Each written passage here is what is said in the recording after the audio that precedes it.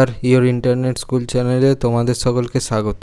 তো আজকে আমরা ক্লাস 7-এ Ray and Martin question bank অনুসারে মডেল সেট 17-এর কোশ্চেন অ্যান্সারগুলো সলভেশন করব। তো দেরি না করে চলো ভিডিওটা শুরু করা যাক।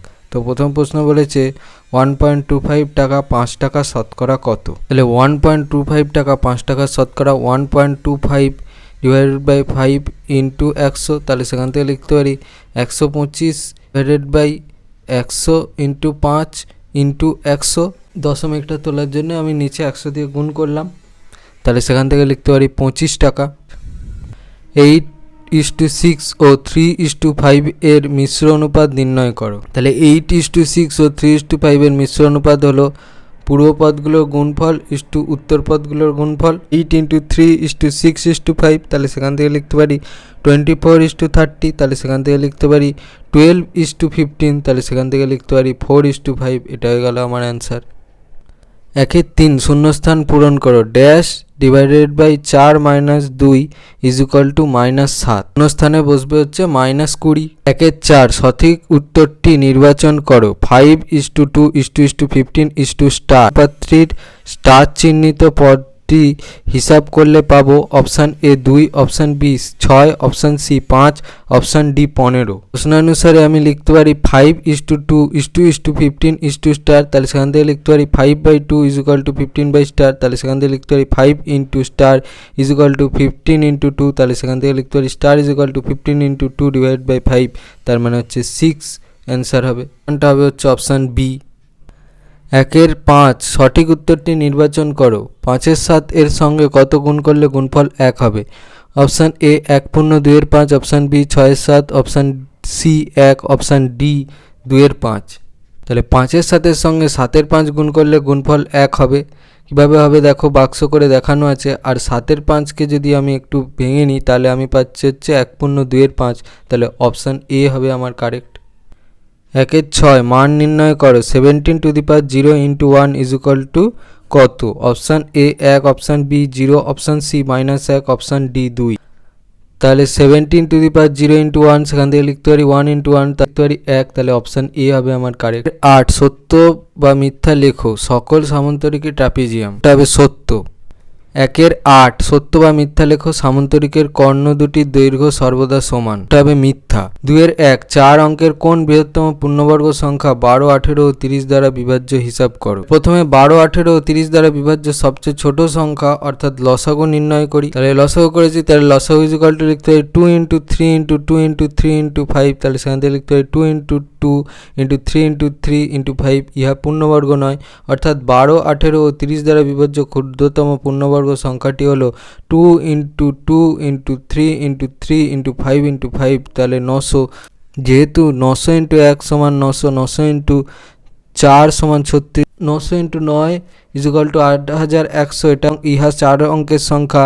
আর 900 × 16 = 14400, ইহা 5 অঙ্কের সংখ্যা।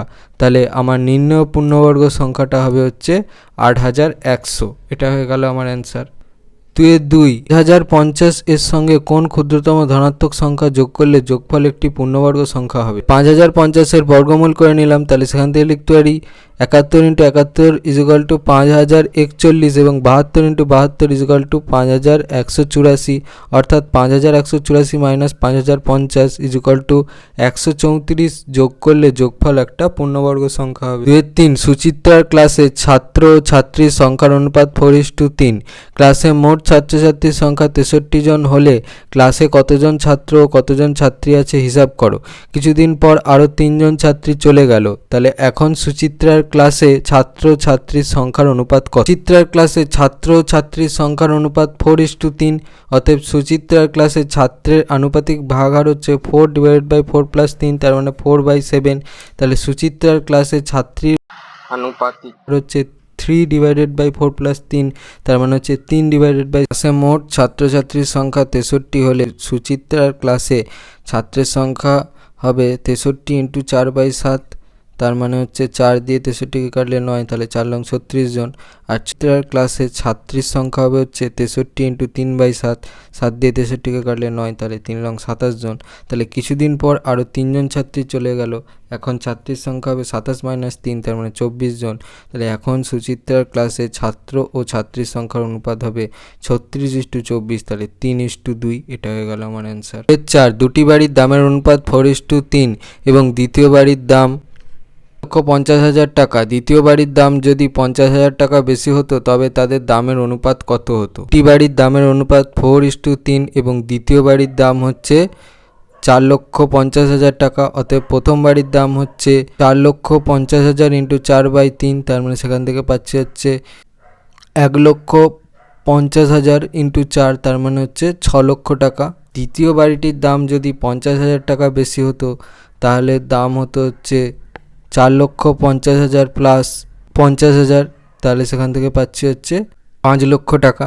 অতএব এখন দুই বাড়ির দামের অনুপাত হচ্ছে 6 লক্ষ ইস্টু 5 লক্ষ, তাহলে সেখান থেকে পাচ্ছি হচ্ছে 6:5, এটা হয়ে গেল আমার অ্যান্সার। 2-5, চিনির দাম বাড়ার জন্য আগে 125 টাকায় যে পরিমাণ চিনি কিনতাম এখন 150 টাকায় সেই পরিমাণ চিনি কিনি, তাহলে এখন চিনির দাম শতকরা কত বেড়েছে হিসাব করো। দাম বাড়ার জন্য আগে 125 টাকায় যে পরিমাণ চিনি কিনতাম এখন 150 টাকায় সেই পরিমাণ চিনি কিনি, অতএব আগের থেকে টাকা বেড়েছে হচ্ছে 150 - 125, তার মানে 25 টাকা। অতএব এখন চিনির দাম শতকরা 25/125 ইন্টু 100, তাহলে সেখান থেকে পাচ্ছি হচ্ছে 20, তাহলে 20 টাকা বেড়েছে। অতএব এখন চিনির দাম শতকরা 20 টাকা বেড়েছে, এটা হয়ে গেল আমার অ্যান্সার। 6, 9,000 টাকা 3 বন্ধুর মধ্যে এমনভাবে ভাগ করে দিই যেন প্রথম বন্ধু যা পায় দ্বিতীয় বন্ধু তার দ্বিগুণ পায় এবং তৃতীয় বন্ধু 1.1/2 গুণ পায়, তাহলে কে কত টাকা পাবে? প্রথম বন্ধু পায় x টাকা, দ্বিতীয় বন্ধু পাবে হচ্ছে 2x টাকা, আর তৃতীয় বন্ধু পাবে হচ্ছে 1.1/2 ইন্টু x টাকা, তাহলে সেখান থেকে লিখতে পারি 2 + 1/2x টাকা, তাহলে সেখান থেকে লিখতে পারি 3x/2 টাকা। তাহলে অতএব 3 বন্ধুর টাকার অনুপাত হচ্ছে x:2x:3x/2, তাহলে সেখান থেকে লিখতে পারি 1:2:3/2, তাহলে সেখান থেকে লিখতে পারি 1:2:2:2:3/2 ইন্টু 2, লিখতে পারি 2:4:3, তাহলে অতএব মোট অনুপাত হচ্ছে 2 + 4 + 3, তার মানে 9। তাহলে 9,000 টাকার মধ্যে প্রথম বন্ধু পাবে হচ্ছে 9,000 ইন্টু 2/9 টাকা, তার মানে হচ্ছে 2,000 টাকা।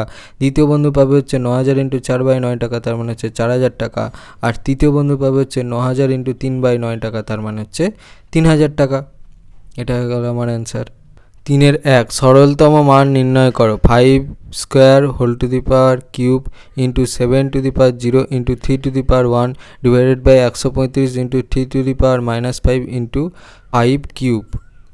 এটা লিখে নিলাম, তাহলে সেখান থেকে লিখতে পারি 5 to the power 6 into 7 to the power 0 into 3 to the power 1 divided by 5 into 3 to the power cube into 3 to the power -5 into 5 to the power cube, তাহলে সেখান থেকে লিখতে পারি 5 to the power 6 into 1 into 3 divided by 5 into 3 to the power -2 into 5 to the power cube, লিখতে পারি 5 to the power 6 into 3 divided by 5 to the power 4 into 3 to the power -2, তাহলে সেখান থেকে লিখতে পারি 5 to the power 6 - 4 into 3 to the power 1 + 2, তাহলে সেখান থেকে লিখতে পারি 5² into 3 to the power cube, তাহলে সেখান থেকে লিখতে পারি 25 ইন্টু 27, তাহলে সেখান থেকে লিখতে পারি 675, এটা হয়ে গেল আমার অ্যান্সার। 3-2, মান নির্ণয় করো। 2 to the power 4 into 3 to the power 4 into 16 divided by 3 into 32, অঙ্কটা লিখে নিলাম, তাহলে সেখান থেকে লিখতে পারি 2 to the power 4 into 3 to the power 4 into 2 to the power 4 divide by 3 into 2 to the power 5, তাহলে সেখান থেকে লিখতে পারি 2 to the power 4 plus 4 into 3 to the power 4 divide by 3 into 2 to the power 5, তাহলে সেখান থেকে লিখতে পারি 2 to the power 8 into 3 to the power 4 divide by 3 into 2 to the power 5,